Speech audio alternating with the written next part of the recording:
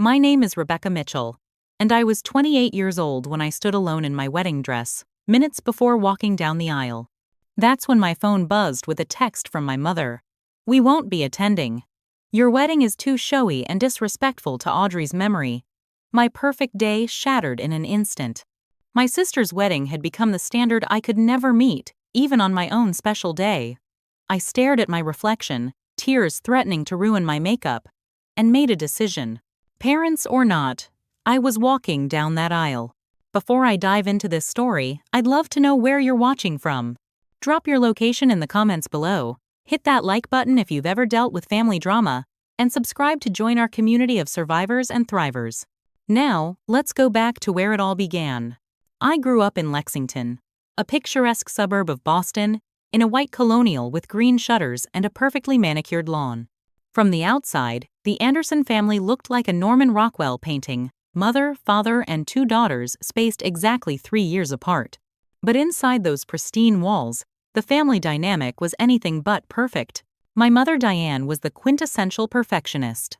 Everything had to be just so, from the symmetrical throw pillows on our couch to the precisely folded napkins at dinner. She worked as an accountant at a prestigious firm and approached parenthood with the same meticulous attention to detail. My father Richard was her perfect complement: quiet, agreeable, and content to follow her lead in most matters, especially parenting. He was a history professor at a local college, intelligent but conflict avoidant to a fault. And then there was Audrey, my sister.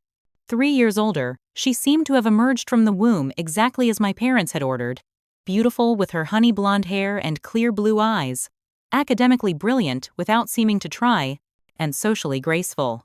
She played violin, captained the debate team, and eventually became class valedictorian. To my parents, Audrey wasn't just their daughter. She was living proof of their superior parenting. I, on the other hand, came into the world with curly auburn hair that refused to be tamed, an artistic temperament, and a stubborn streak a mile wide. While Audrey excelled at mathematics and science, I found joy in colors, textures, and creativity. My room was always a beautiful chaos of art supplies, fabric swatches, and half-finished projects. The first time I truly understood my place in the family hierarchy was when I was 10 years old. My elementary school held an art and science showcase, and both Audrey and I had entries. My watercolor painting of our backyard garden had been selected as the best in my grade. I was ecstatic, bouncing with excitement as my parents walked through the school hallways. "Look, Mom! Look, Dad! That's mine right there, with the blue ribbon." I pointed to my painting, pride swelling in my chest. My mother gave it a cursory glance. "That's nice, Rebecca. Oh, there's Audrey's science project. Let's go see." And just like that, they were gone, gravitating toward the table where Audrey's molecular model stood. I followed behind, deflating with each step. Audrey had won first place in the science division for 8th grade. It was impressive, I had to admit. But what stayed with me wasn't Audrey's achievement. It was how my parents reacted to it versus mine. That evening, they took Audrey for ice cream to celebrate. I came along, of course, but it was clear whose accomplishment was being honored. When I asked if we could also celebrate my blue ribbon, my mother said, "Don't be selfish, Rebecca. This is Audrey's special day." The science project celebration continued for weeks. My painting was mentioned exactly once more when my father asked if I wanted to hang it in my bedroom. Not the living room, where Audrey's academic trophies and certificates were proudly displayed. Just my bedroom, where only I would see it. Over the years, I tried different strategies to win my parents' approval. I joined the school choir, thinking my natural singing ability might impress them. They attended exactly one concert before deciding that Audrey's SAT prep was more important than my performances. I tried joining the debate team like Audrey had, but quickly discovered it wasn't where my talents lay. Each attempt ended the same way, with my parents' polite but unmistakable disappointment. "Rebecca just hasn't found her niche yet," my mother would tell relatives, as if I were a problem to be solved, rather than a person to be celebrated for who I was. Around age 12, I discovered something important: external validation. My art teacher, Miss Johnson, took a special interest in my work and encouraged me to enter a citywide young artists competition. When I won second place, Miss Johnson took me for hot chocolate and talked to me about famous artists who weren't appreciated in their time. Some people won't understand your gifts, she told me, but that doesn't make them any less valuable. Those words were a lifeline. For the first time, I began to consider that maybe the problem wasn't me. Maybe my parents simply couldn't see certain types of value. Maybe their vision was as limited as their affection seemed to be. This realization didn't immediately free me from yearning for their approval, but it planted a seed of resistance. I began to develop a separate sense of self, one that didn't depend entirely on their validation. I still tried to please them. What child doesn't? But I also began nurturing the parts of myself they couldn't appreciate, keeping them safe like precious seedlings that needed protection. By the time I entered my teen years, I had built a small but crucial inner fortress. When my mother would sigh over my disorganized approach to schoolwork, despite my solid B+ average, or when my father would absently wonder why I couldn't be more focused like Audrey, I had somewhere inside myself to retreat. It wasn't enough to prevent the hurt, but it was enough to survive it. And survival, I was learning, sometimes had to be enough. High school brought new challenges and opportunities. While Audrey had followed the expected path to Princeton, majoring in economics with a minor in political science, a perfect combination, according to our parents, I was increasingly drawn to visual arts and design. My bedroom walls became a collage of fashion sketches, color palettes, and magazine cutouts of event spaces and decor. I joined the yearbook committee and the prom planning committee, discovering that I had a natural talent for event design and coordination. By junior year, I decided I wanted to study at Parsons School of Design in New York.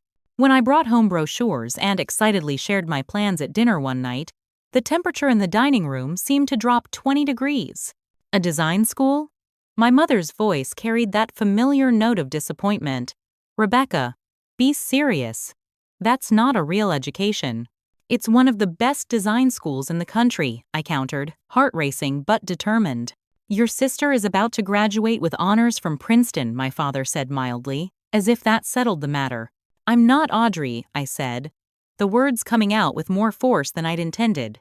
My mother set down her fork with a sharp click against the plate. That much is obvious. The discussion deteriorated from there, ending with my mother declaring that they would not waste money on an education that wouldn't lead to a real career. It was the second significant betrayal, and it cut deep.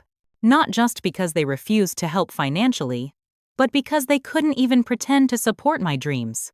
That night, I called my grandmother, my father's mother, and sobbed into the phone. Unlike my parents, Grandma Louise had always seen me. Really seen me. She listened to my plans and didn't interrupt once. You know, she said when I'd finished, I wanted to be a photographer when I was young. My parents thought it wasn't proper for a lady. I've always regretted not fighting harder for it. 2 weeks later, she sent me a check for $5,000. Her contribution to my future, she called it. It wasn't enough for tuition, but it was something. More importantly, it was validation that my dream mattered. I spent my senior year working part-time at a local boutique and saving every penny. I applied for scholarships, took out student loans, and made plans to work throughout college. When my acceptance letter from Parsons arrived, I celebrated with my friends at the local pizza place. My parents acknowledged it with the enthusiasm they might show for an acceptable but not impressive report card. That same month, Audrey announced she'd been accepted to Harvard Business School. My parents threw her a party. During those teen years, I met Jason, my first serious boyfriend. He was in the photography club and had a similar artistic sensibility. Jason came from a boisterous Italian family who ate dinner together every night and argued loudly but lovingly about everything from politics to pasta sauce. The first time I joined them for dinner, I was terrified by the volume and intensity of their conversation. By the third time, I was joining in, discovering my voice in ways I never could at my own silent, tense dinner table. Jason's parents came to my high school art show and bought one of my mixed media pieces, insisting on paying the full asking price despite my protests. Artists need to value their work, Jason's father said firmly. It was another small but significant lesson in self-worth. The Christmas before I left for college delivered another painful family moment. We were gathered at my aunt's house, my mother's sister, and the conversation inevitably turned to Audrey's accomplishments at graduate school. After 20 minutes of this, my aunt politely turned to me and asked about my plans. I excitedly shared that I'd been selected to display my work at the freshman showcase, a rare honor at Parsons. Before anyone could respond, my mother cut in. "That's nice, but did you hear that Audrey's professor wants her to co-author a paper for the Journal of Economic Studies? Only the third student in 10 years to receive that opportunity." The conversation immediately shifted back to Audrey. I caught my aunt giving me a sympathetic look, but she didn't redirect the conversation again. No one did. Later, as we were leaving, I overheard my mother telling relatives that she was worried about Rebecca's future with this arts and crafts degree. She didn't realize I was standing just around the corner. Or perhaps she did. It was the third significant betrayal, not just dismissing my achievement, but actively undermining it. Something hardened in me that night. I decided that if my success would never be enough for them, I would have to make it enough for myself. That winter, I cut my hair short, a symbolic act of rebellion and independence. When my mother complained that it wasn't flattering, I simply shrugged. Her approval was a currency that had been devalued by its scarcity. I was 18 years old, about to move to New York City, and slowly learning that the absence of love from the people who should provide it unconditionally doesn't mean you are unlovable. It just means you need to find love elsewhere, including within yourself. New York City embraced me in a way my family never had, chaotic, challenging, sometimes harsh, but alive with possibilities. My tiny dorm room at Parsons became my sanctuary, and the busy streets of Manhattan my classroom beyond the classroom. For the first time, I was surrounded by people who spoke my language, the language of color, form, and creative vision. Those early college years weren't easy financially. While Audrey had her tuition, housing, and expenses fully covered by our parents, I cobbled together a patchwork of loans, scholarships, and part-time jobs.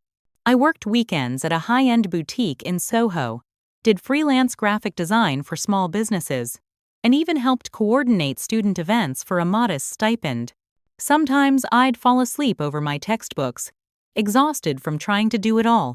But even on the hardest days, I never regretted my choice. "You've got grit," my favorite professor told me after I pulled an all-nighter to complete a project when my laptop crashed. "That's something you can't teach. It's going to take you far." I graduated with honors, a portfolio full of innovative designs, and a determination to make my mark in the competitive world of event design. My parents attended my graduation ceremony, sitting stiffly in their seats and offering perfunctory congratulations afterward. They declined my invitation to view the senior showcase where my final project, an immersive installation combining lighting, textiles, and interactive elements, had won the department's Excellence Award. "We have dinner reservations," my mother explained, checking her watch. The dinner, I learned later, was with Audrey and her new boyfriend, a fellow Harvard graduate named William. After graduation, I landed an entry-level position at Elysium Events, a boutique firm specializing in corporate and social events for Manhattan's elite. The pay was modest, but the opportunity to learn was invaluable. I shared a cramped apartment in Brooklyn with 2 other creative professionals, ate more ramen than I care to admit, and worked longer hours than seemed humanly possible.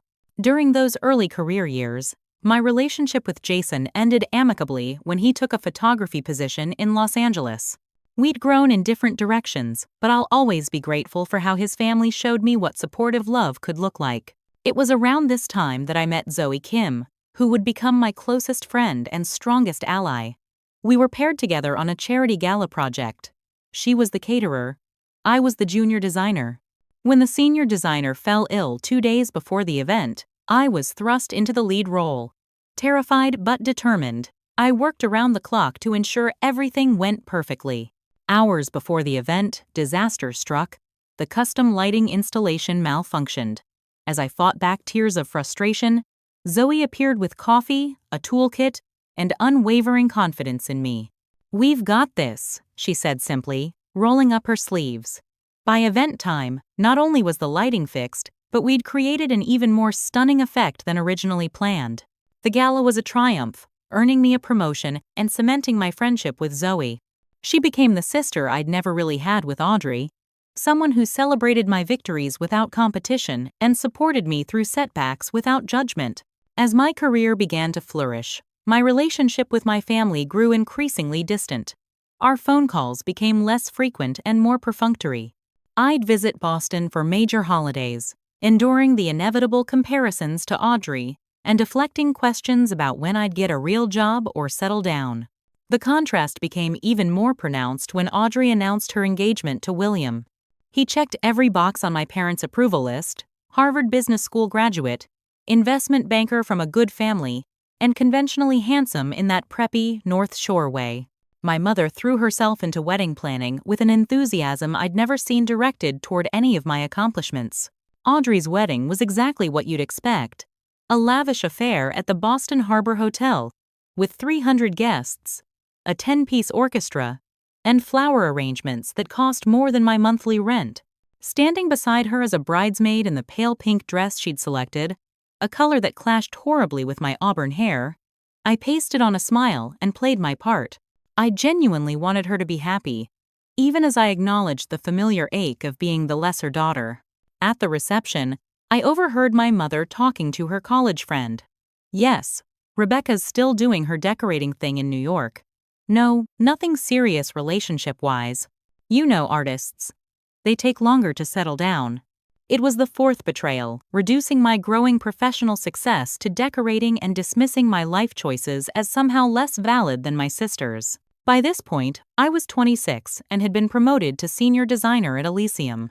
My portfolio included events for Fortune 500 companies, celebrity clients, and high-profile charity galas. My work had been featured in industry publications. None of this seemed to register with my parents. After Audrey's wedding, I made a conscious decision to invest more energy in relationships that nourished me and less in those that depleted me. I limited my Boston visits to major holidays. I built stronger connections with my chosen family in New York, friends like Zoe who appreciated me for exactly who I was. I focused on growing my career and nurturing my creative vision. The strategy paid off professionally. By 27, I was approached by Stellar Events, a premier firm with international clients, offering me a position as creative director with nearly double my current salary. My event designs became known for their innovative use of space, emotional resonance, and meticulous attention to detail. Ironically, a quality I'd inherited from my mother but applied in my own unique way. "Your work doesn't just look beautiful," one satisfied client told me. "It makes people feel something." That's rare. Those words meant more to me than any validation from my parents ever could. I was building something meaningful on my own terms. I was proving to myself, if not to them, that following my passion had been the right choice. What I didn't realize then was that I was about to meet someone who would help me understand what unconditional support truly feels like, and in the process, hold up a mirror to the family dynamics I'd normalized for far too long. I met Michael Bennett on a rainy April evening at the Natural History Museum. I was overseeing the final setup for a Conservation Foundation gala, and he was one of the foundation's board members. I was so focused on adjusting the lighting around a dinosaur skeleton centerpiece that I didn't notice him approach until he spoke. "You've transformed this place," he said. "It's magical." I turned to find myself face to face with a tall man with kind eyes and an easy smile. He was dressed in a well-tailored suit, but there was something refreshingly unpretentious about him. "Thank you," I replied, trying to maintain professional composure despite being instantly drawn to him. The theme is ancient wisdom, future hope. We wanted to create a space where people feel connected to both the past and the possibilities ahead. "Mission accomplished," he said, looking around with genuine appreciation. "I'm Michael Bennett, by the way, board member and dinosaur enthusiast since age 5. His self-deprecating humor made me laugh, easing the unexpected flutter of nervousness I felt. Rebecca Anderson, designer and former kid who wanted to be a paleontologist until I realized it involved less adventure and more meticulous brushwork than the movies suggested. We chatted until I was called away to handle a catering issue, but later that evening, he sought me out again. As the event wound down, He asked if I'd be willing to get coffee sometime to discuss designing an upcoming fundraiser for a children's education program the foundation was launching. Coffee led to dinner. Dinner led to long walks through the city, and professional discussions gradually blended with personal ones. Michael was an environmental lawyer who'd grown up in Connecticut, the middle child between an older sister and younger brother.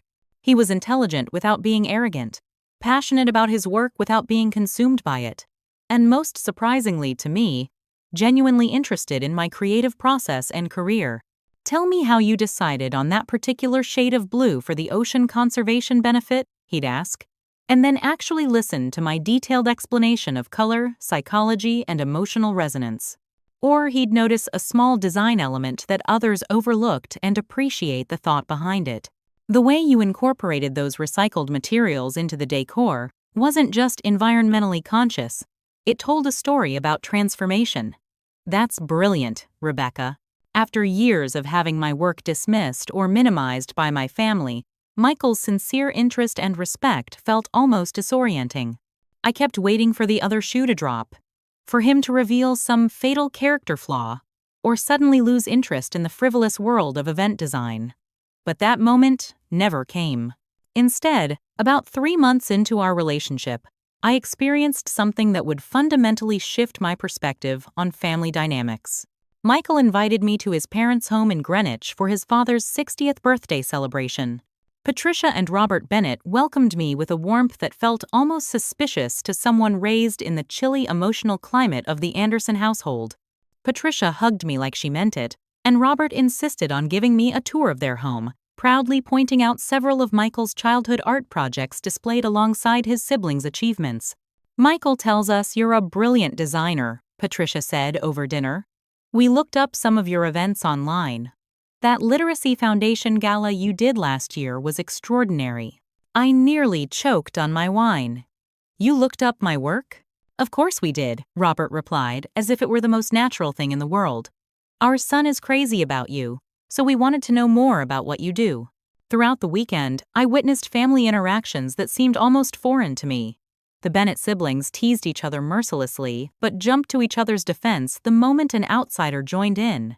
Patricia and Robert showed interest in each child's life without obvious favoritism. Accomplishments were celebrated, but failures weren't treated as character indictments. On our drive back to the city, I was uncharacteristically quiet. "Everything okay?" Michael asked, reaching over to take my hand. "Your family is really nice," I said, the simple statement inadequate to express the complex emotions swirling inside me.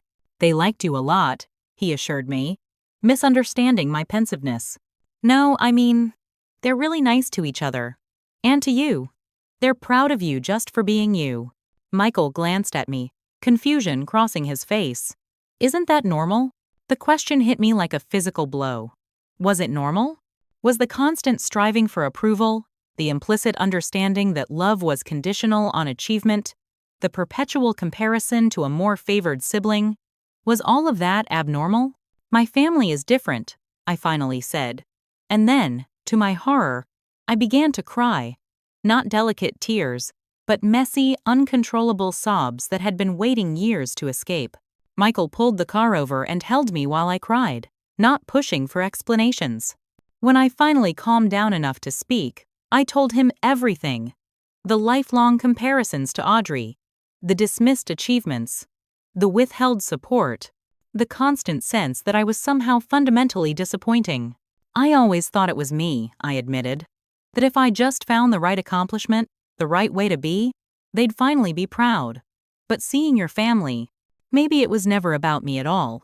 That night marked a turning point in our relationship and in my understanding of my own past. Michael became not just my partner, but my strongest ally in recognizing and healing from patterns I'd normalized for too long. Over the following months, I also grew close to Michael's younger brother, James, who worked as a photojournalist. He had the same straightforward warmth as Michael, but combined with an artist's sensitivity that made him particularly easy for me to relate to. Creative black sheep solidarity, he joked when we discovered our shared experiences of feeling like family outliers. Though in James's case, his family had embraced his unconventional path rather than subtly denigrating it. About 6 months into our relationship, Michael and I decided it was time for him to meet my family. I warned him extensively, trying to prepare him for the Anderson family dynamic without sounding like I was exaggerating. "They'll be polite," I explained as we drove to Boston. "But there's a difference between politeness and warmth." The visit went exactly as I'd predicted. My parents were cordial but distant. My mother asked perfunctory questions about Michael's work, but showed little genuine interest in his responses. My father was pleasant but vague, his attention repeatedly drifting to a golf tournament on the television. The most uncomfortable moment came when my mother inevitably brought up Audrey and William. William's firm just opened an office in Singapore. "They've asked him to head it up. Such an honor at his age," she said, giving Michael a pointed look. "What's the next step in environmental law? Is there a clear advancement path?" I felt my chest tighten with the familiar mix of embarrassment and defensiveness. But before I could jump in, Michael responded with calm confidence. "The path depends on your goals. Mine is to make actual environmental impact, not just climb a predetermined ladder." Rebecca has a similar approach to her work, prioritizing innovation and meaning over conventional markers of success. It's one of the many things I admire about her. A brief silence followed his response. My mother's smile tightened almost imperceptibly before she changed the subject. Later, as we prepared to leave, I overheard her tell my father that Michael seemed nice enough, but perhaps a bit idealistic for the real world. It was the fifth betrayal, not just their lukewarm reception of the man I loved, but their inability to see or accept his genuine appreciation of qualities in me that they had always dismissed. In the car afterward, Michael was uncharacteristically quiet. "I told you they were difficult," I said, misreading his silence as discomfort or disappointment. "Rebecca," he said, his voice serious. "That wasn't difficult. That was. I don't even know how to describe it. The way they talk around you rather than to you. The constant comparisons to your sister. The subtle digs disguised as concern." He shook his head. "You've been dealing with this your entire life?" His clear-eyed assessment of a dynamic I'd spent years normalizing was both validating and painful. For the first time, I saw my family's treatment of me through the eyes of someone who expected parents to love their children unconditionally. "I guess I have," I replied softly. Michael reached over and took my hand. "You deserved better. And for what it's worth, I think you're extraordinary, exactly as you are." As we drove back to New York, I felt a strange mix of sadness and liberation. Michael had seen the truth of my family situation and hadn't minimized it or blamed me for it. And in seeing it clearly through his eyes, I was finally beginning to understand that the persistent sense of inadequacy I'd carried for so long wasn't a reflection of my worth. It was a reflection of my parents' limitations. The night Michael proposed remains one of the most beautiful memories of my life. It was our 1-year anniversary, and he'd asked me to meet him at the Natural History Museum after hours. Pulling some strings through his foundation connections, he'd arranged for us to have the dinosaur hall entirely to ourselves, the same spot where we'd first met. When I arrived, I found the massive space transformed by hundreds of twinkling lights and bouquets of my favorite ranunculus flowers. Michael was waiting beneath the T-Rex skeleton, looking nervous but determined. "I wanted to bring you back to where it all began," he said, taking both my hands in his, "because meeting you changed everything for me. You see the world in colors and possibilities that most people miss, and you've taught me to see that way too." He dropped to one knee, producing a vintage emerald ring. "Rebecca Anderson, will you create a life of beauty and meaning with me? Will you marry me?" Through happy tears, I said yes. We celebrated with champagne right there under the dinosaurs, talking excitedly about our future together. When I called my parents the next day to share the news, their response was predictably tepid. "That's nice, dear," my mother said. "I suppose we should meet his parents properly now. Do they belong to any clubs in Greenwich?" No congratulations. No excitement. Just an immediate pivot to social positioning. Michael's family, by contrast, reacted with unbridled enthusiasm. Patricia called within minutes of hearing the news, genuinely tearful with happiness. "We're so thrilled to officially welcome you to the family, Rebecca, though we've considered you part of it since the moment Michael brought you home." The contrast couldn't have been more stark or more telling. As a professional event designer, I'd always dreamed of creating my own wedding someday. Now I had the chance to design the most personal event of my life, alongside a partner who valued my creative vision. Michael and I agreed on a spring wedding at the Brooklyn Botanic Garden, a place that held special meaning for us after many Sunday afternoon walks through its grounds. I approached the wedding design as my most important creative project yet. I envisioned an elegant celebration that would feel both timeless and uniquely us, with cascading greenery, copper, and navy blue accents, hundreds of candles creating a warm glow, and interactive elements that would surprise and delight our guests. The budget was considerable, though not extravagant by New York wedding standards. Michael's parents generously offered to contribute a significant amount. "We've been saving for our children's weddings since they were born," Patricia explained. "We want you to have the day of your dreams." When I broached the subject with my own parents, their response was immediate and deflating. "We've already paid for one elaborate wedding," my mother said. "Audrey's was quite expensive, you know. And frankly, Rebecca, we're not sure all this. Extravagance is necessary. Couldn't you do something simpler?" "It's not extravagant," I countered, trying to keep my voice steady. "It's actually quite reasonable for a New York wedding. And we're not asking you to pay for all of it. Just whatever you feel comfortable contributing." After some back and forth, they reluctantly agreed to provide an amount that was less than a quarter of what they'd spent on Audrey's wedding. It was the sixth betrayal, the clear message that my special day was worth less than my sister's had been. Despite this disappointment, I threw myself into the planning process with professional precision and personal passion. Every detail was carefully considered, from the hand-calligraphed place cards to the custom cocktails named after significant moments in our relationship. Zoe, who had expanded her catering business to include event coordination, stepped in as my unofficial wedding planner and emotional support system. "This is going to be the most beautiful wedding New York has seen in years," she assured me during a moment of doubt. "And more importantly, it's going to be authentically you and Michael." As the wedding date approached, the tensions with my family intensified. My mother began making increasingly critical comments about our choices. The venue was too unconventional. The menu was trying too hard to be different. The copper accents were trendy and will look dated in photos. Each criticism was delivered with a comparison to Audrey's classic and timeless wedding choices. Never mind that her wedding had been beautiful but utterly conventional, with no personal touches that reflected who she and William actually were as individuals. The situation came to a head 3 days before the wedding. My parents had arrived in New York, and we'd arranged to have dinner with them and Michael's family at a restaurant in Manhattan. What should have been a pleasant getting-to-know-you evening quickly devolved when my mother started questioning our wedding decisions. "I just don't understand why everything has to be so showy," she said, swirling her wine glass.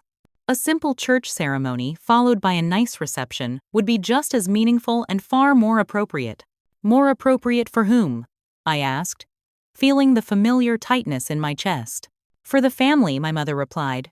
"Your father and I are uncomfortable with all this extravagance. It feels like you're trying to outdo Audrey's wedding, and that's not very considerate given how traditional our family has always been." The room seemed to go silent. Michael reached for my hand under the table, a silent show of support. "This wedding isn't about Audrey," I said, my voice surprisingly steady. "It's about Michael and me celebrating our commitment in a way that reflects who we are. I'm not trying to outdo anyone. I'm trying to have the wedding that feels right for us." "Well, it's making people uncomfortable," my mother insisted. "Several relatives have mentioned to me that it seems excessive." "Which relatives?" I challenged, suspecting she was embellishing to strengthen her argument.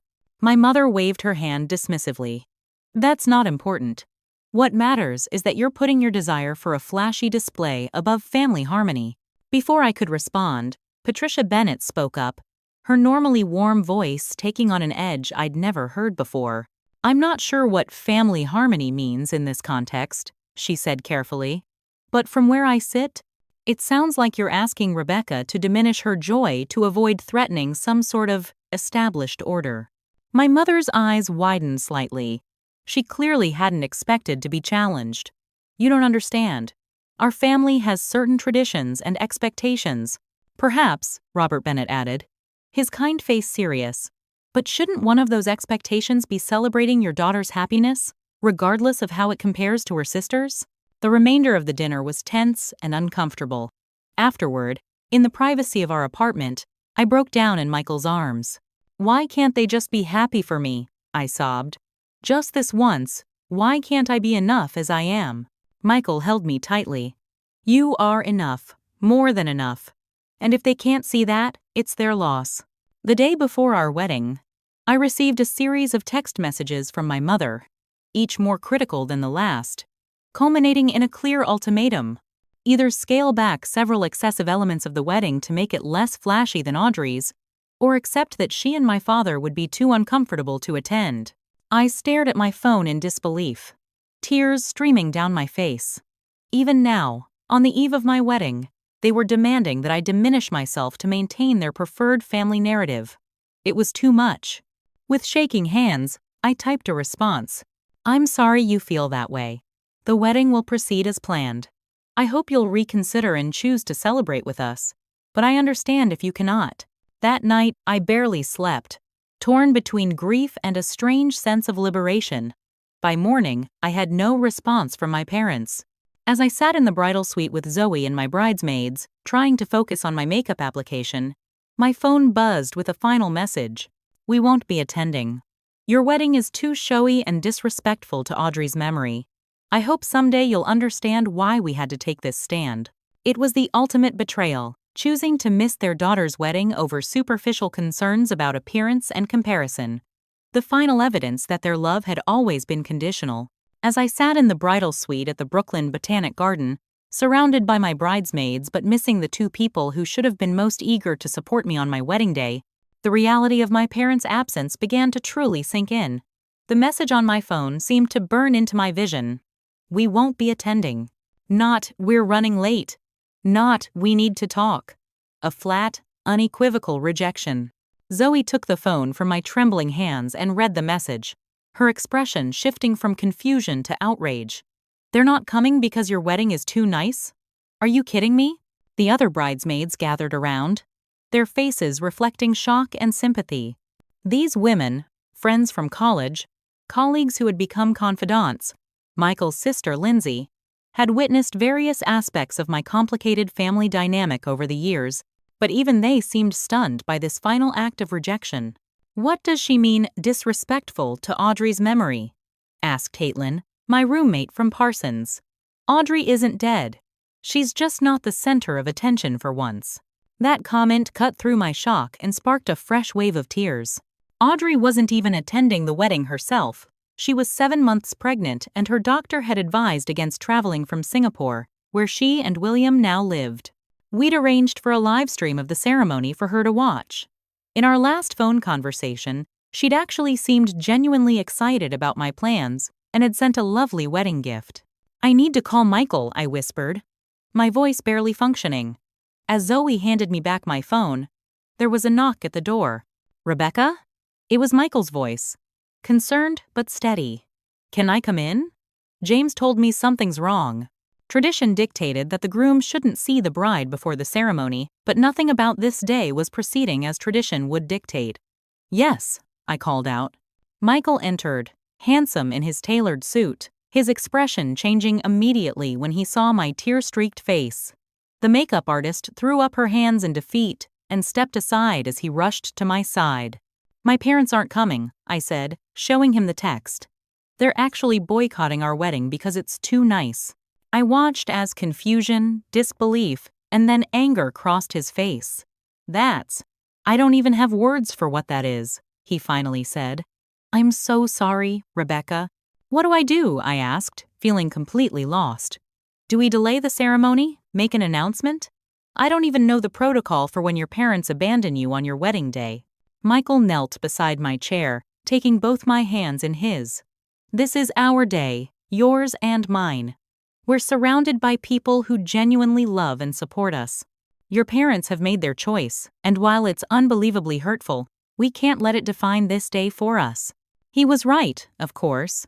But there was still the practical matter of the ceremony. "I was supposed to walk down the aisle with my father," I said. "I don't have anyone to give me away now." You don't need to be given away, Zoe interjected firmly. You're not property. You could walk alone. It would be a powerful statement. As I considered this, there was another knock at the door. This time it was James, Michael's brother, looking concerned. Sorry to interrupt, but Mr. Bennett, your dad, Michael, sent me to check what's happening. The guests are seated, and my parents decided not to come. I explained, trying to keep my voice from breaking. James's expression shifted from confusion to sympathy to indignation in rapid succession. Wow. I'm really sorry, Rebecca. An idea seemed to occur to Michael. James, could you ask Dad to come here? I think we need to regroup. Minutes later, Robert Bennett arrived at the bridal suite, looking distinguished in his formal wear and immediately radiating paternal concern. Michael quickly explained the situation. Robert's face flushed with barely contained anger. I've met a lot of self-centered people in my 60 years, but this takes the cake, he said. Then, seeing my expression, he immediately softened his tone. I'm sorry, Rebecca. You deserve so much better than this. After a moment of thought, he turned to me. I have a suggestion, if you'll hear it. This is your day, and nothing should change that. The ceremony should proceed exactly as you've planned it, with one small adjustment. If you'd allow me, I would be honored to walk with you down the aisle. Fresh tears filled my eyes, but these were different, touched by gratitude rather than pain. That would mean so much to me, I managed to say. Robert nodded, his own eyes suspiciously bright. Then it settled. Now, I believe you have some makeup to repair, and we have guests waiting to celebrate the union of two remarkable people. As Robert stepped out to inform the coordinator of our adjusted plans, Zoe and the makeup artist worked quickly to repair the damage my tears had done. The other bridesmaids rallied around with words of encouragement and support. Just one more thing, Zoe said as she helped adjust my veil. Do you want me to tell the photographer to avoid mentioning the change in plans or the absence of your parents? I considered this for a moment, then straightened my shoulders. No. This is the reality of my life. I'm done hiding it or pretending it's normal. We'll document the day as it actually is. A strange calm settled over me with this decision. For years, I had contorted myself trying to win approval that was fundamentally withheld. I had made excuses for my parents' behavior, minimized my pain, and blamed myself for not being lovable enough. In this moment, on my wedding day, I was finally accepting the truth. Their limitations were not my fault, and their absence was a reflection of their choices, not my worth. As I prepared to walk down the aisle with Robert Bennett, I caught a glimpse of myself in the mirror, radiant in the dress I had designed, surrounded by people who chose to love me exactly as I was. In that moment, despite the pain, I felt more authentically myself than perhaps ever before. The ceremony was a blur of emotions. Robert squeezed my hand reassuringly as we began our walk. Michael's face when he saw me coming toward him was filled with such genuine love and admiration that it momentarily eclipsed everything else. The guests, friends, colleagues, Michael's extended family, and a few relatives from my side who had chosen to attend despite my parents' absence, witnessed our vows with palpable warmth and support. It wasn't until the reception that I discovered the seventh betrayal. Zoe approached me carefully as Michael and I were enjoying a brief moment alone between dinner and dancing. There's something you should know, she said hesitantly. I just spoke with your cousin Melissa. Apparently, Audrey called your parents this morning when she couldn't reach you. They told her they weren't coming because you had uninvited them after a fight about the arrangements. I stared at Zoe in disbelief. That's a complete lie. They chose not to come and then lied about it? To make me look like the villain? Melissa only mentioned it because she was confused. She said it didn't sound like you. The hurt threatened to overwhelm me again, but a new emotion was rising alongside it. Righteous anger. Not only had my parents chosen to miss my wedding over superficial concerns, but they were now actively misrepresenting what had happened to preserve their image. It was at that moment that Patricia Bennett approached, elegant in her mother of the groom attire. Is everything all right? You look upset. Zoe excused herself as I explained what I'd just learned. Patricia's expression hardened slightly, then softened into compassion. "Oh, Rebecca, I'm so sorry." Some people simply cannot bear to see themselves as anything other than the hero of every story, even when it means casting their own child as the villain. She took my hand gently. "But look around this room. Every person here knows who you really are. They've chosen to be here, celebrating the remarkable woman you've become not because of how you were raised." She gestured to where Michael was chatting with friends, his face lighting up when he caught my eye. "And that wonderful man over there sees you completely and loves every bit of what he sees." As if on cue, the band began playing the song Michael and I had chosen for our first dance. He made his way to me, extending his hand with a smile that never failed to warm me from the inside out. "May I have this dance, Mrs. Bennett?" he asked. As we moved across the dance floor, surrounded by people who had chosen to love and support us, I made a decision. The absence of my parents left a wound that would take time to heal, but I wouldn't allow it to define this day or my life moving forward. I would grieve what I had never had and might never receive, their unconditional love and acceptance, but I would also celebrate what I had found, the courage to be authentically myself, and the joy of being truly seen and valued for exactly who I am. "You okay?" Michael whispered as we danced. "I'm getting there," I answered honestly. "And I have you to help me the rest of the way." Later that night, as we said goodbye to our guests, Robert Bennett pulled me into a warm embrace. "I'm so proud to have you as a daughter-in-law," he said. "But if you don't mind, I'd like to drop the in-law part and just call you my daughter. We Bennetts recognize quality when we see it, even if some others don't." In that moment, surrounded by my new family and the friends who had become family by choice, I understood something important. Family isn't just about blood. It's about who shows up, who stays, who sees you for who you truly are and loves you anyway. My wedding day wasn't perfect in the conventional sense, but in its authentic reflection of my reality, both the pain of rejection and the joy of genuine acceptance, it was perhaps more meaningful than any picture-perfect celebration could have been. The rest of our wedding day unfolded in a series of moments that ranged from bittersweet to purely joyful. After our first dance, Michael and I moved through the reception, greeting guests and accepting heartfelt congratulations. The Brooklyn Botanic Garden looked magical as evening fell. The fairy lights strung among the trees created a canopy of stars, and the floral installations with cascading greenery transformed the space into an enchanted garden. Most of our guests were unaware of the family drama that had preceded the ceremony. To them, Robert Bennett, walking me down the aisle, might have seemed like a thoughtful inclusion of my new father-in-law rather than a last-minute substitution necessitated by abandonment. I preferred it that way. This day was about celebrating love, not exposing family dysfunction. Still, there were moments when the absence of my parents felt like a physical ache. During the traditional parent dances, I watched as Michael twirled Patricia around the floor to "What a Wonderful World," both of them laughing when he nearly stepped on her dress. Then, instead of my own father-daughter dance, Robert stepped in once again, treating me with such genuine affection that several guests commented on how wonderful it was to see such a close relationship between a bride and her new family. "You're doing amazingly," Zoe whispered as she helped adjust my dress before the cake cutting. "No one would ever know what you're going through. I've had a lifetime of practice at appearing fine when I'm not," I replied with a sad smile.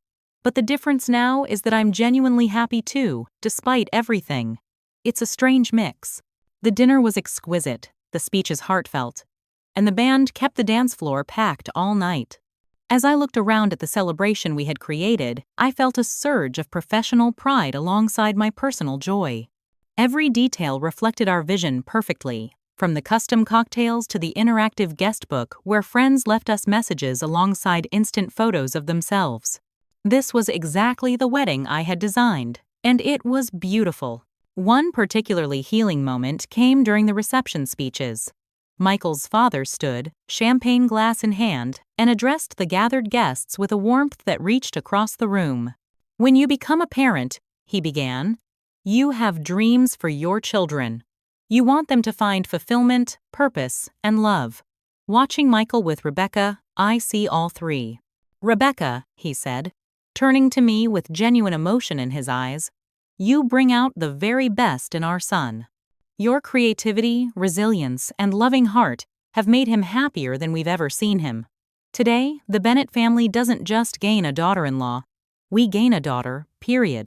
And we couldn't be more grateful."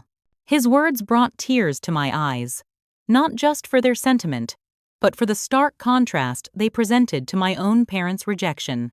Here was a man who had known me for a relatively short time, yet he could see and celebrate qualities in me that my own parents had never acknowledged. The reception continued into the night, a true celebration of love and connection. When Michael and I finally departed amid a shower of lavender buds, my eco-friendly alternative to rice or confetti, we were exhausted but euphoric. In our hotel suite, as I carefully removed my veil and began taking down my hair, Michael watched me with an expression that mixed adoration with concern. "What are you thinking?" I asked, meeting his eyes in the mirror. "I'm thinking that I married the strongest woman I know," he replied, "and that I promise to spend the rest of my life making sure you never doubt how extraordinary you are."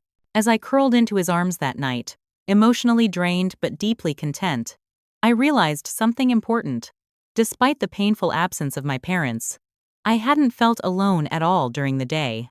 I had been surrounded and uplifted by people who chose to love me, not out of obligation or because I met some predetermined standard, but simply for being exactly who I am. Later that week, as we prepared to leave for our honeymoon in Japan, I discovered that one of my relatives had shared pictures of the wedding with Audrey. She sent me a message that both surprised and touched me. "Rebecca, your wedding was absolutely breathtaking. Every detail was so thoughtful and beautiful. I'm so sorry Mom and Dad weren't there. Their story about being uninvited didn't make sense to me, and now I understand what really happened. I want you to know I'm disappointed in their choice. You deserve to have your parents there on your day, just as I had them at mine. I hope we can talk more when William and I bring the baby to the States this summer. Love you, sis." It was the first time in our adult lives that Audrey had explicitly acknowledged our parents' unequal treatment. It wasn't quite an apology for her role in the dynamic, but it was a recognition, and that felt like an important first step. As Michael and I boarded our flight to Tokyo, I tucked my phone away, consciously leaving behind the family drama to focus on this new chapter of my life. For 2 weeks, we would immerse ourselves in a different culture, experiencing extraordinary beauty and creating memories untainted by old wounds. The wedding day I had dreamed of since childhood hadn't included my parents' absence. But in facing that painful reality with courage and grace, supported by people who truly loved me, I had perhaps received a more valuable gift than their reluctant presence would have provided: the final confirmation that I could create a beautiful life on my own terms, regardless of their approval. The honeymoon in Japan provided a magical buffer between the emotional turbulence of the wedding and the reality we would face upon returning home. For 2 weeks, Michael and I immersed ourselves in ancient temples and ultramodern cities, savored unfamiliar flavors, and created memories untouched by family drama. In the quiet moments, watching the sunrise from Mount Fuji or soaking in a traditional onsen, I felt a sense of peace beginning to take root where hurt had been. When we returned to New York, tanned and rejuvenated, reality was waiting. There were thank you notes to write, gifts to organize, and the everyday rhythm of married life to establish. But there was also the conspicuous silence from my parents. No calls to see if we'd returned safely. No questions about the honeymoon. Nothing. "Are you going to reach out to them?" Michael asked one evening, as we unpacked the last of our suitcases. I paused, considering. Not yet. I need time to process everything before I'm ready for that conversation. The truth was, I felt different after the wedding, as if my parents' absence had somehow severed the last thread of childish hope that I might someday earn their unconditional approval. It was painful, but also liberating. For the first time, I was considering the possibility of a relationship with them based on who they actually were, not who I had always wished they would be. 3 weeks after our return, I received a text from my mother. "We hope you and Michael had a nice honeymoon. Your father and I would like to put the unfortunate misunderstanding behind us and move forward. Perhaps dinner when you're next in Boston?" I stared at the message, my hands shaking slightly. Unfortunate misunderstanding. Not "we're deeply sorry for missing your wedding." Not "we regret prioritizing our discomfort over your happiness."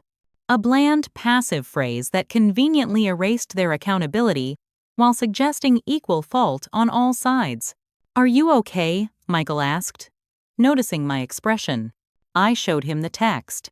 His face darkened. "That's not an apology. That's not even an acknowledgement of what they did." "No," I agreed, "it's not." After discussing it with Michael and later with my therapist, whom I'd started seeing shortly after the wedding, I decided not to respond immediately. The old Rebecca would have rushed to smooth things over, accepting whatever crumbs of affection were offered. The new Rebecca, still emerging but stronger every day, needed more. It was another 2 weeks before I called my mother. The conversation was brief and tense. I explained that I wasn't ready to simply move forward as if nothing had happened. Their choice to miss my wedding had profound implications for our relationship, and any path forward would require honest conversation about the patterns that had led to that moment. "I'm not sure what you want from us, Rebecca," my mother said, her voice tight.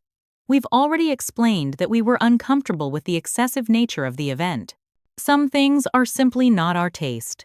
"This isn't about taste, Mom," I replied, struggling to keep my voice steady. "This is about the fact that you and Dad have consistently devalued my choices, my career, and my accomplishments throughout my life. Missing my wedding was just the culmination of a lifelong pattern." The silence on the other end of the line was telling. Finally, my mother spoke, her voice clipped. "I think you're being overly dramatic. We've always wanted the best for you. The best according to your standards." I countered. "Not what actually makes me happy or fulfills me."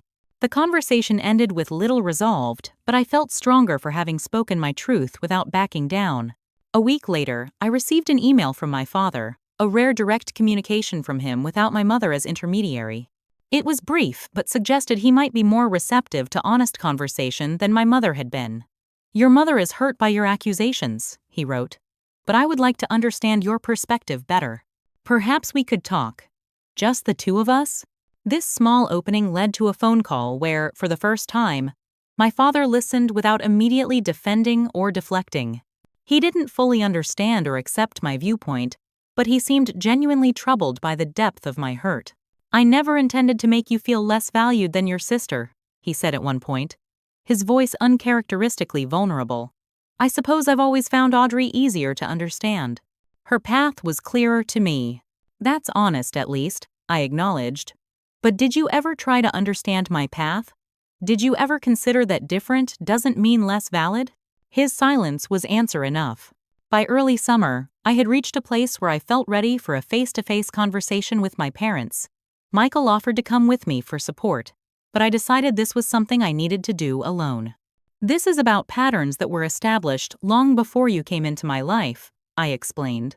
"I need to face them as the adult I am now, not the child I was then." I flew to Boston on a bright June morning, rented a car, and drove to the house where I'd grown up. Standing on the porch, key in hand — I still had one, though I rarely used it — I hesitated before finally ringing the doorbell. This small act felt symbolic. I was no longer entering their space as the daughter who lived by their rules, but as an independent adult choosing to engage on my own terms. My mother answered, her expression a careful mask of politeness. "Rebecca, we weren't expecting you." "I thought it was time we talked," I said simply. "May I come in?" The next 3 hours were among the most difficult and ultimately transformative of my life. Seated in the formal living room where so many stilted family gatherings had taken place, I finally gave voice to decades of hurt, frustration, and longing. I spoke about specific instances of feeling diminished and dismissed. I described the pain of watching Audrey receive effortless approval for things I had to fight to be acknowledged for. And I laid bare the devastating impact of their decision to miss my wedding over superficial concerns about appearances. My mother initially responded with defensiveness, denying any preferential treatment of Audrey and insisting that they had always wanted what was best for me. My father sat largely silent, his discomfort palpable. But as I continued to speak, calmly but firmly refusing to be diverted or dismissed, something shifted in the atmosphere. "Do you know what hurt the most?" I asked, my voice finally breaking. "It wasn't just that you weren't there. It was that in 30 years, You've never once made me feel like I was enough exactly as I am. Everything I've ever accomplished has been measured against Audrey's achievements or your expectations, and always found wanting." My mother's face changed then, a flicker of genuine shock crossing her features. "That's not true," she protested, but with less conviction than before. "Isn't it?" I challenged. "When have you ever celebrated something I've done without comparing it to Audrey or suggesting how it could be better or different?" The silence that followed was deafening. And then, unexpectedly, my father spoke. "She's right, Diane." His voice was quiet, but clear. "We've been harder on Rebecca, more critical, less accepting." My mother turned to him in obvious surprise. "Richard, that's not—" "It is," he interrupted, something I'd rarely seen him do in their 35-year marriage. "I've known it for years but never said anything." It was easier to go along, to tell myself that Rebecca was stronger, that she didn't need the same kind of support Audrey did. But that wasn't fair to her. The conversation that followed was raw and painful. There were moments of genuine insight alongside continued resistance and denial. My mother reluctantly admitted that she had always found my independent, artistic nature challenging to her need for control and convention. My father acknowledged his passivity in allowing an unhealthy dynamic to persist. Most surprising was the revelation that my parents had been experiencing significant financial difficulties for several years, something they had hidden from both Audrey and me. The lavish wedding they had provided for Audrey had strained their resources more than I'd realized, contributing to their resentment of my similarly sized celebration. This didn't excuse their behavior, but it offered context I hadn't previously understood. "Why didn't you just tell me?" I asked, genuinely baffled. I would have understood financial concerns. What I couldn't understand was why my special day seemed less important than Audrey's. "We didn't want to appear," my mother began, then stopped herself, perhaps hearing how revealing the phrase was. "Appear less successful than you've always presented yourselves to be?" I finished for her. "Appearance has always mattered more than reality in this family, hasn't it?" At that moment, the front door opened, and to my complete surprise, Audrey walked in. She was visibly pregnant now, her hand resting protectively on her rounded belly.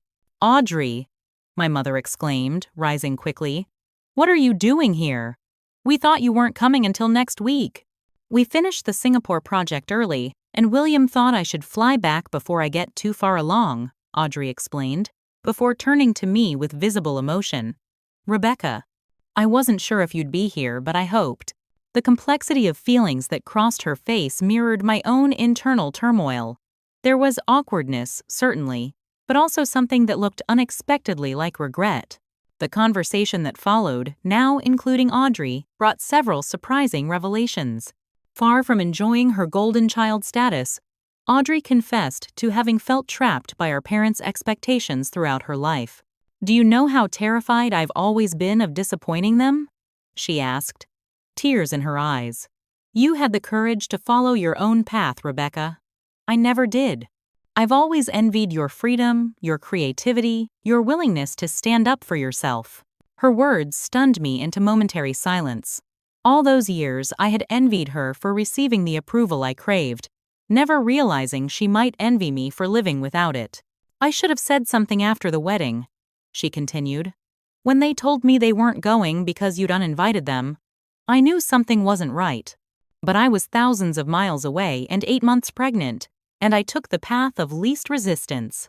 I'm sorry, Rebecca. You deserved better from all of us."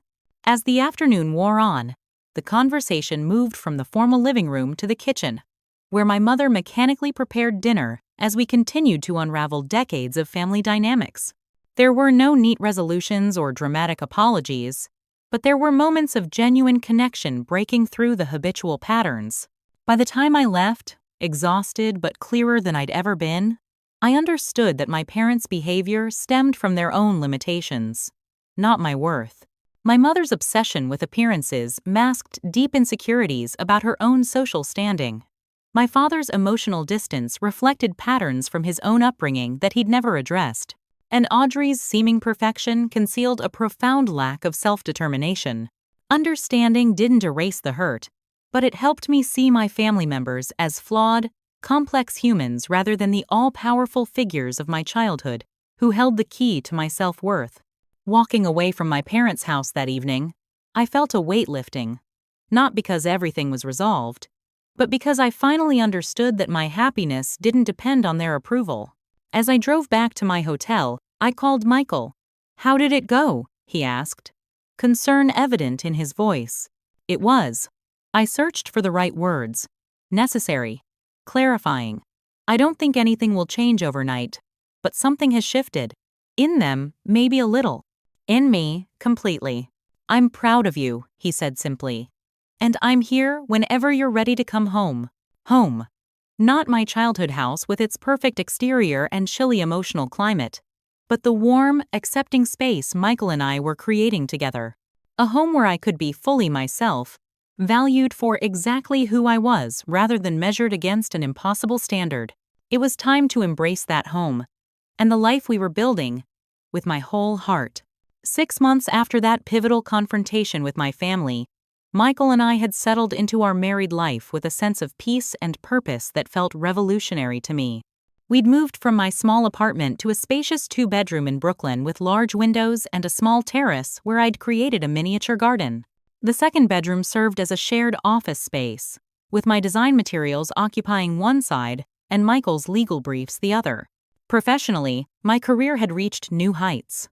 The publicity from several high-profile events I'd designed had led to a promotion at Stellar Events, with increased creative control and a team of junior designers under my direction.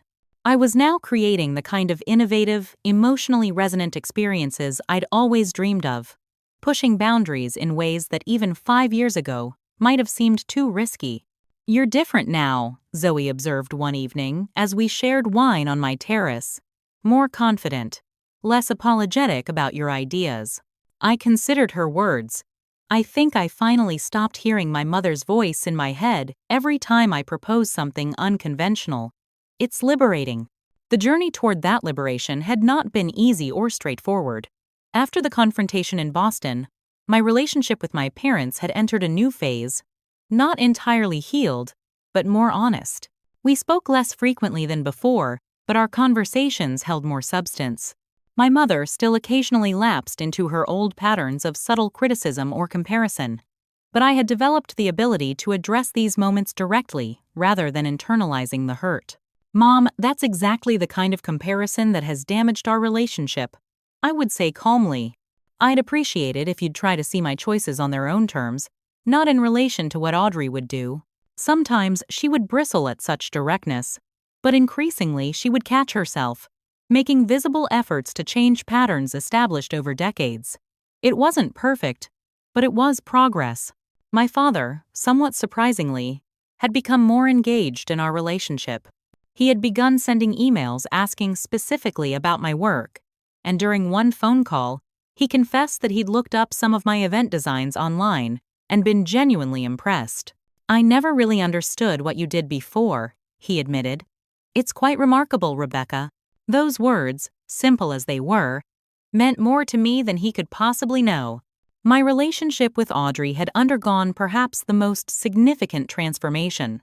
After the birth of her daughter Emily, Audrey had experienced what she described as a perspective shift. "I don't want Emily to ever feel like she has to be perfect to be loved," she told me during one of our now regular video chats.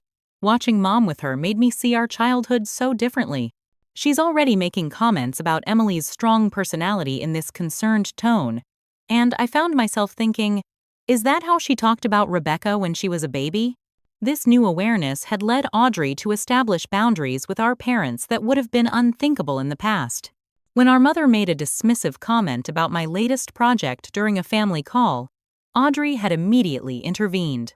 "Actually, Mom, Rebecca's design for that charity gala was featured in Design Quarterly. It was innovative and beautiful, and you should be proud of her." The stunned silence that followed was broken by my father clearing his throat and saying, "She's right, Diane. We should be proud." These small moments of alliance and recognition were healing balms to old wounds. They didn't erase the past, but they created possibility for a different future. Therapy had been an essential part of my healing journey. Working with Dr. Martinez, A compassionate but direct therapist specializing in family trauma, I had begun to understand how deeply the patterns established in my childhood had affected my adult relationships and sense of self. What you experienced was a form of emotional neglect, Dr. Martinez explained during an early session. Not being seen or valued for who you actually are is profoundly damaging to a child's developing sense of self. Through our weekly sessions, I learned to recognize and challenge the negative beliefs I had internalized, that I was somehow fundamentally inadequate, that my worth was dependent on achievement, that I needed to diminish myself to be acceptable. Most importantly, I learned to reparent my inner child, offering her the unconditional acceptance and celebration she had always craved. This inner work manifested in outer changes. I became more assertive in both professional and personal contexts. I stopped apologizing for my creative vision or preemptively defending my choices. I learned to recognize when I was seeking validation from external sources and redirect that energy toward internal affirmation. Michael witnessed and supported this transformation with unwavering love. "You're blooming," he told me one evening, as we prepared dinner together in our kitchen. "It's like watching someone who's been living in the shade finally step into the sunday." His family continued to be a source of warmth and acceptance that helped heal the wounds of my childhood. Sunday dinners with Patricia and Robert became a cherished routine when they visited the city, and our vacation to the Bennett family lake house that summer showed me what family gatherings could be: boisterous, imperfect, occasionally contentious, but fundamentally loving. By the holiday season, our first as a married couple, Michael and I decided to host a dinner at our apartment, inviting friends and family to celebrate together.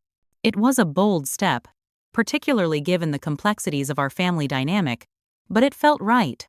"Are you sure you want to invite them?" Michael asked as I added my parents to the guest list. "I'm sure," I replied. "This is about creating the kind of family experience I want to have going forward. I can't control how they respond, but I can control the space I create and the boundaries I maintain." The evening of the dinner arrived, crisp and clear, with the first light snowfall of the season dusting Brooklyn with white. I had decorated our apartment with tasteful, seasonal elements: evergreen branches, copper accents, and warm candlelight throughout. The menu featured elevated comfort food, dishes that were welcoming but still special. Zoe arrived first, bearing wine and immediate offers to help. Soon, our apartment filled with the voices of friends and chosen family, colleagues who had become confidants, neighbors who had become friends, Michael's brother James and his new girlfriend. Patricia and Robert Bennett arrived with warm hugs and a beautiful houseplant. "Something that will grow with you," Patricia explained. When the doorbell rang announcing my parents' arrival, I took a deep breath before opening it. They stood somewhat awkwardly in the hallway, my father holding a bottle of wine, my mother clutching a small gift bag. "Welcome," I said, genuinely meaning it. "I'm glad you could come." Their integration into the gathering was initially tentative. My mother seemed thrown by the casual elegance of the evening, neither the formal dinners of my childhood home nor the artistic chaos she might have expected. My father made easier conversation, particularly with Robert Bennett, discovering a shared interest in historical documentaries. The most touching moment came when Audrey, William, and baby Emily arrived, having flown in from Singapore specifically for the holidays. Watching my mother transform into grandma with Emily, her usual rigid demeanor softening as she cooed at the baby, offered a glimpse of the warmer person who perhaps had always existed beneath her perfect exterior. As we gathered around the table for dinner, I looked at the assembled faces, some related by blood, others by choice, all now part of the tapestry of my life in different ways. Michael squeezed my hand under the table, a silent acknowledgement of the significance of this moment. When everyone was seated, Robert unexpectedly raised his glass. "If I might offer a toast," he began, his kind eyes finding mine. "To Rebecca and Michael, who have created not just a beautiful home, but a beautiful life together, and who have reminded all of us that family is defined not by obligation, but by love." "To Rebecca and Michael," echoed around the table. I caught my mother's eye as she raised her glass, and for a moment, something open and unguarded passed between us. Not quite understanding, not quite forgiveness, but something like recognition. Later, as guests were preparing to leave, My father drew me aside. "Your mother and I have been seeing a counselor," he said quietly. "It's been illuminating. I wish we'd done it years ago. There's a lot I would have done differently." It wasn't an explicit apology, but coming from my conflict-avoidant father, it was significant, an acknowledgement that things should have been different, that I had deserved better. "I'm glad, Dad," I said sincerely. "It's never too late to grow." After all our guests had departed and Michael and I were cleaning up the last dishes, he wrapped his arms around me from behind. "How are you feeling?" That was a lot. I leaned back against him, considering. "Peaceful," I finally said. Not because everything is magically healed or because my parents have completely changed, but because I've changed. I've stopped needing their approval to feel whole. In that moment, looking around the home we'd created together, I understood something important. The little girl who had longed desperately for her parents' unconditional love would always be a part of me. Her pain was real and valid, but she was no longer driving my choices or defining my worth. I had learned that family could be both given and chosen, that love could be found in unexpected places, that the absence of approval from some didn't diminish the genuine appreciation from others. And most importantly, that I was enough, had always been enough, exactly as I was. "You know what?" I said, turning in Michael's arms. "I think this might be the best holiday I've ever had." "Even with all the family drama?" he asked, smiling. "Because of it," I replied. "Not the drama itself, but facing it on my own terms. Creating boundaries and connections that are authentic rather than obligatory. It feels like freedom." As we finished cleaning up and prepared for bed, I paused by the window, looking out at the gently falling snow. The path to healing wasn't linear or complete. There would still be difficult conversations, painful triggers, old patterns to recognize and resist. But for the first time in my life, I was moving forward with genuine self-acceptance, rather than desperate striving for external validation. The wedding my parents had skipped had become not just a painful rejection, but a catalyst for growth and transformation. In refusing to diminish myself to meet their expectations, I had finally claimed the right to define my own worth. And in that claiming, I had found something more valuable than their approval had ever been: the freedom to be authentically, unapologetically myself. What have you experienced with family dynamics? Have you ever had to set boundaries with family members who couldn't see or value the real you? Comment below with your stories or insights. I've found that sharing these experiences helps us all feel less alone. And if you found meaning in my story, please like, subscribe, and share with someone who might need to hear that they're enough exactly as they are. Everyone deserves to be truly seen and celebrated, especially by the people who are supposed to love them most. Thank you for joining me on this journey. Remember, the family we create can be just as meaningful as the family we're born into, sometimes even more so.